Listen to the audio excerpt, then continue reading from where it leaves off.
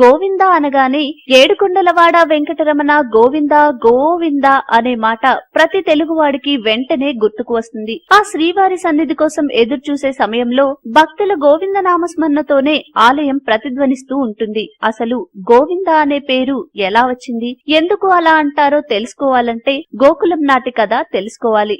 గోకులంలోని ప్రజలంతా ఇంద్రుణ్ణి పూజించుకునేందుకు సిద్ధపడుతుంటే అలాంటి అవసరం ఏదీ లేదంటూ కృష్ణుడు వారిస్తాడు. ఫలితంగా గోకులంలోని ప్రజలు ఇంద్రుని ఆగ్రహానికి గురవ్వగా తన కోపాన్ని ప్రదర్శించేందుకు ఇంద్రుడు వారి మీద ఉరుములు పిడుగులతో కూడిన భీకర వర్షాన్ని కురిపిస్తాడు. అటువంటి పరిస్థితుల నుంచి జీవులను రక్షించేందుకు గోవర్ధనగిరిని తన చిటికెన వేలున ఎత్తి పట్టుకుంటాడు కృష్ణుడు. అది చూసిన ఇంద్రుడికి గర్వం నశించి స్వయంగా శ్రీకృష్ణుని దర్శించుకుని క్షమాపణలు వేడుకునేందుకు వెళ్తాడు. అదే సమయంలో కృష్ణుని వద్దకు గోమాత అయిన కామధేనువు కూడా వస్తుంది. తన బిడ్డలైన గోవులన్నింటినీ రక్షించిన కృష్ణుని పట్ల కృతజ్ఞతగా ఆయనను తన పాలతో అభిషేకించేందుకు పూనుకుంటుంది.